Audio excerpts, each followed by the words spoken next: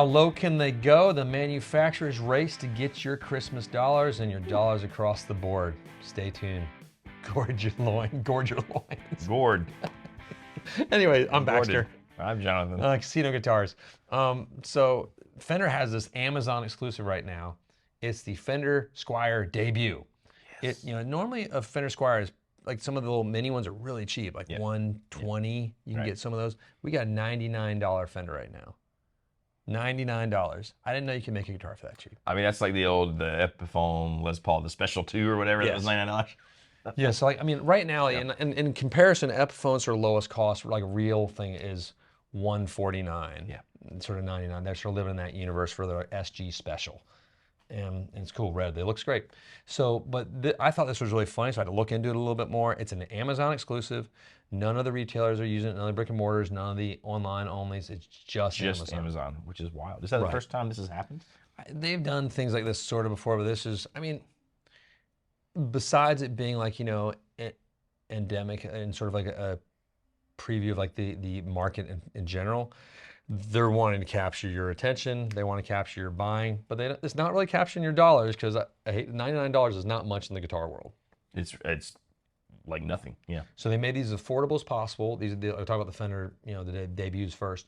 They're made of poplar wood, the most affordable electronics. The frets might be a little bit cutting, but but here's the trick though. Usually Fender makes a pretty good cheap product, but you got to watch out. So this is one of those things, if you get it and it doesn't play right and it's sort of funky and working, you got to return it. So then that made me sort of question too, what's the point of it? Well, obviously it's a customer acquisition tool. Right.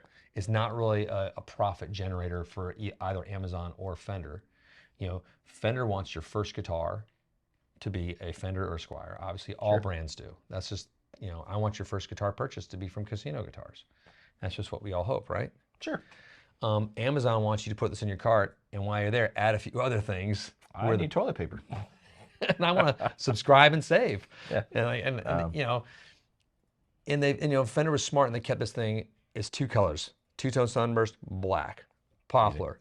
It's cheap, but it's probably pretty darn good. It's probably fine. This is not the guitar you're going to buy and mod. It's the guitar. That'd be silly. It's the guitar you buy. It's playable for a while, then it's going to eventually be given away to church, youth group of some sort, Boy Scouts or whatever. That's the idea, but it isn't here to make a profit necessarily.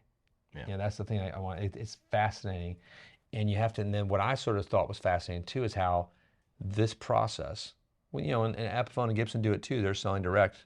Their $149 deal. We'll talk about that in a minute. But this process is trying to use, it's the new age. We're on the Wi-Fi. We're on on the internet. We're selling guitars. That's what we do.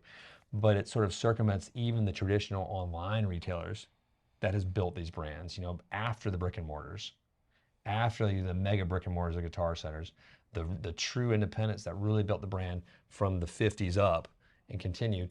It's another sort of attempt of just digitizing everything at the behest of speeding the decline of, I think, the traditional selling network, which I don't think is evil. I think it's great. We need to have the strong survive, but I wouldn't want to hyperspeed the death of it entirely here. That's my thoughts.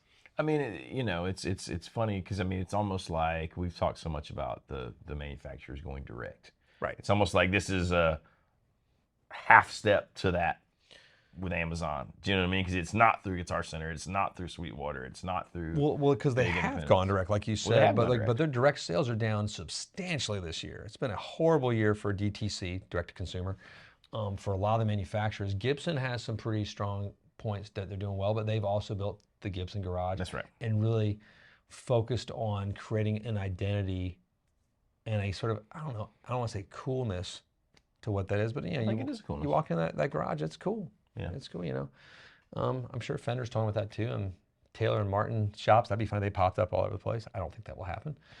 It's funny to me because I do think you hit those, like the moms who are looking for like Christmas first guitar. Like it blows my mind, right? Like, because my mindset is still, if I need a thing, I'm going to go to the store and buy it most of the time. Mm-hmm. Where I actually have to walk in out of my vehicle and give someone. But my wife is totally, Oh yeah, it'll be here in 2 days. And which I you get know, it. Well, you got to remember too with these low cost pieces. I think they're going to be pretty good. Most of them. Some are going to fall apart. That's okay. I hate to say it, I do trust Fender and Gibson's low cost. They stand behind their product. Sure. If it doesn't work, you can return it. But you got to factor in. You got to get an amp. You got to get a cable. Got to get picks. Maybe get a tuner. Maybe get a strap. Maybe get a case. Maybe get a stand. Whatever you want. Then. Well, you said a thing about if you get it and it's not working right, you got to send it back. How, if you're a mom and you order it off Amazon, your kid doesn't play yet and you don't know anything about guitars, how do you know if it's not working right? You probably won't know You within the won't. return window, and you'd want to have somebody that can test it before. You can't give it to the kid before Christmas, obviously. Well, you might never know. Your kid might say, this is hard. I don't know how anyone does this and quits playing. I had a young man, he came and he bought a guitar from a local pawn shop. Cool pawn shop, I like it, but he was an Epiphone. The bridge pickup didn't work on it. And I was like, hey, the bridge pickup doesn't work on this. How much you pay for it? He told me it was the same price as the new one. And I was like, I didn't want to show it to him. I didn't want to make him feel bad, but I was like, is there a chance you may want to return? He's like, no, I don't care if that pickup doesn't work. That's fine, I don't need it. That's what he said, I don't need it. And I was like, That's punk right there. I mean, it was kind of cool. but there's that, the not knowing part. If you are going to buy one of these, I mean, I'd recommend you go into a store, make sure you're talking to a professional that can help you walk through it. And we often do this because we don't sell some of these brands. We'll send you to the place we think will be able to get you one that will work. You'll have it by Christmas. And if there's any issues prior, they can get you sorted beforehand as well. Right. I've not always been happy with it.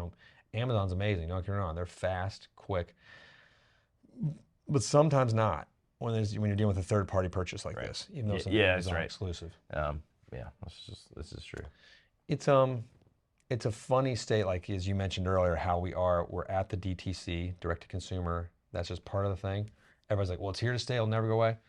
I don't necessarily agree with that. I think some of the manufacturers are already juggling if the cost benefit ratio, because they've had such a bad time with it, if it's worth the hassle, if it's worth the alienation of their dealer network that has built the brands. Yep. And if they can handle, returns and handle. You've said this a lot, right? Like maybe they're realizing that's a bigger hassle than they bargained for, right? Just the customer service aspect of it, because they don't have people built in necessarily to do that, and it's a lot. Maybe this is a snapshot of what you sort of alluded to before, of like, if they can get sort of more Amazon exclusives or something, they don't have to deal with the return factor. There is a network there. It's computerized because Amazon's brilliant. All those weird guys like Jeff Bezos and Andy Jassy and Elon Musk's and all those. And I'm probably like naive and more of an optimist than I should be. But if that was the deal with $99 guitars, and it was like get them hooked on Fender so that one day they come into casino guitars, I'd be like, okay. But cool. That is that Fender is like they're trying to acquire a brand loyalist early on, and I get that. I still buy Xbox. Yes. Even though I want to play like a PS game, no. But no, I'm an Xbox player, even though like their exclusives are not really good anymore compared to what they used to be. It's like PS probably has better exclusives, but I like the Xbox controller. Right. I'm used to it, and I'm used to that silly Xbox logo. That's a oddly apt parallel to guitar. Isn't it funny? Yeah. It's like, because you're like, God, these Gibson knobs suck. God, that's the whole thing. Xbox and PlayStation. Like what is it? Fender and who's Fender and Gibson in that? It's just that's a fun idea. It is. I don't know. It's an interesting thing to sort of watch what's happening here. And again, like if you're buying one of these, I think they're probably going to be really good guitars too. I think they don't make terrible, but be careful if you're buying a lot of these like sort of $99 guitars. Fender has a production basis behind it to like sort of be able to create that. A lot of these sort of no-name brands are a lot of stuff is not really playable out there. There are some that are great though. Sure, there's both. I saw a dude with like $150 no-name guitar. I thought it was outstanding. He brought it on like what's the Chinese Amazon? Oh, the Alibaba or whatever. Yes, one of those. Yes, thank you. Yeah. I just went brain dead for a minute. Temu Express. I don't know. Or what's that? with the or AliExpress. Or Deal Dash that you see those commercials for in cable TV. Yeah. Let's see. I got a PlayStation for 49 cents. I mean, the Keith Urbans are not really that good. But my Caped Wonder guitar players, oh man, his guitars, the Spanish Wonder, what I'm talking about. Esteban. They're not good, but I love them. We bought a whole estate of them at one point. They were bedazzled, Yeah, bedazzled and all sorts of stuff. I mean, bejeweled. that's all it's fit to print right now. Let us know how your journey for low cost, exciting entry level instruments has been. And we do live in a golden era right now, but We do. it's not the 70s and 80s and 90s where entry level stuff was trash. No, there's so much good like, stuff. It's like there's good stuff out there. you know, But just look behind the scenes of why companies are doing it. It's sort of fun to sort of figure out. That's me. And like, subscribe, hit the bell. Just hang out, have fun. Happy holidays. Yes. Happy hunting. Peace be.